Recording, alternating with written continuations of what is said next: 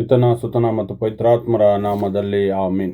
ಪ್ರಭು ಕ್ರಿಸ್ತರು ಈ ದಿನ ಎಲ್ಲರನ್ನೂ ಆಶೀರ್ವದಿಸಿ ಕಾಪಾಡಲಿ. ದೇವರು ನಮ್ಮನ್ನು ಅಪಾರವಾಗಿ ಪ್ರೀತಿ ಮಾಡುತ್ತಾರೆ ಎಂಬುದಾಗಿ ನಾವು ಮೊದಲು ತಿಳಿದುಕೊಳ್ಳಬೇಕು. ಏಕೆಂದರೆ ದೇವರು ಪ್ರೀತಿ ಸ್ವರೂಪರಾಗಿದ್ದಾರೆ ಎಂಬಂಥ ವಿಷಯ ನಮಗೆ ತಿಳಿದಿರಬೇಕು. ಕ್ರೈಸ್ತರಾಗಿ ನಾವು ಇನ್ನೊಬ್ಬರನ್ನು ಪ್ರೀತಿಸುವಂಥ ಹಕ್ಕು ಪ್ರತಿಯೊಬ್ಬರಿಗೂ ದೇವರು ಕೊಟ್ಟಿದ್ದಾರೆ. ಏಕೆಂದರೆ ದೇವರು ನಮಗಾಗಿ ಪ್ರೀತಿಸಿ ತಮ್ಮ ಪ್ರಾಣವನ್ನೇ ತ್ಯಾಗ ಮಾಡಿದ್ದಾರೆ ಎಂಬುದಾಗಿ ನಾವು ತಿಳಿದುಕೊಳ್ಳಬೇಕಾಗಿದೆ.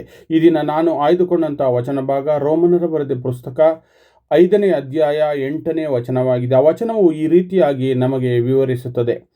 ಆದರೆ ನಾವಿನ್ನೂ ಪಾಪಿಗಳಾಗಿರುವಾಗಲೇ ಕ್ರಿಸ್ತ ಯೇಸು ನಮಗೋಸ್ಕರ ಪ್ರಾಣ ತ್ಯಾಗ ಮಾಡಿದರು.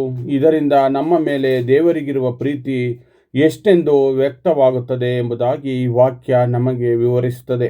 ದೇವರ ಪ್ರೀತಿಯನ್ನು ಪಡೆಯಲು ನಾವು ಪರಿಪೂರ್ಣರಾಗಬೇಕಾಗಿರಲಿಲ್ಲ. ನಾವು ಇನ್ನೂ ಪಾಪದಲ್ಲಿದ್ದಾಗಲೇ ಯೇಸು ಕ್ರಿಸ್ತರು ನಮಗಾಗಿ ಶಿಲುಬೆಯಲ್ಲಿ ತನ್ನ ಪ್ರಾಣವನ್ನು ಅರ್ಪಿಸಿದರು ಎಂಬುದಾಗಿ ನಾವು ತಿಳಿದುಕೊಳ್ಳಬೇಕು. ಇದು ದೇವರ ಅಪಾರವಾದ ಕೃಪೆ ಮತ್ತು ಪ್ರೀತಿಯಾಗಿದೆ. ಇದನ್ನು ನಾವು ತಿಳಿದುಕೊಂಡು ದೇವರ ಅಪಾರವಾದ ಪ್ರೀತಿ ಮತ್ತು ಕೃಪೆಗೆ ದೊಡ್ಡ ಸಾಕ್ಷಿಯಾಗಿ ನಾವು ಬದುಕಬೇಕಾಗಿದೆ.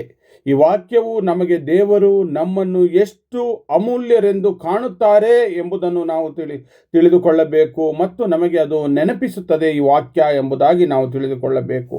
ಅದರಿಂದಲೇ ನಾವು ದೇವರ ಪ್ರೀತಿಯನ್ನು ಸ್ವೀಕರಿಸಿ ಪಾಪವನ್ನು ಬಿಟ್ಟು ಕೃತಜ್ಞತೆಯಿಂದ ದೇವರ ಚಿತ್ತಕ್ಕೆ ವಿಧೇಯರಾಗಿ ಜೀವಿಸೋಣ ಎಂಬುದಾಗಿ ಈ ವಾಕ್ಯ ನಮಗೆ ತಿಳಿಸುತ್ತದೆ. ಪ್ರೀತಿಯ ಪರಲೋಕದ ತಂದೆಯೇ, ನಮ್ಮ ಪಾಪಗಳಿಗಾಗಿ ತನ್ನ ಪ್ರಾಣವನ್ನೇ ಅರ್ಪಿಸಿದ ಯೇಸು ಕ್ರಿಸ್ತರ ಪ್ರೀತಿಗೆ ಸ್ತೋತ್ರ. ನಿಮ್ಮ ಪ್ರೀತಿಯಲ್ಲಿ ಪ್ರತಿದಿನ ನಡೆಯುವ ಕೃಪೆಯನ್ನು ನಮಗೆ ದಯಪಾಲಿಸಿರಿ ಸ್ವಾಮಿ. ಆಮೇನ್.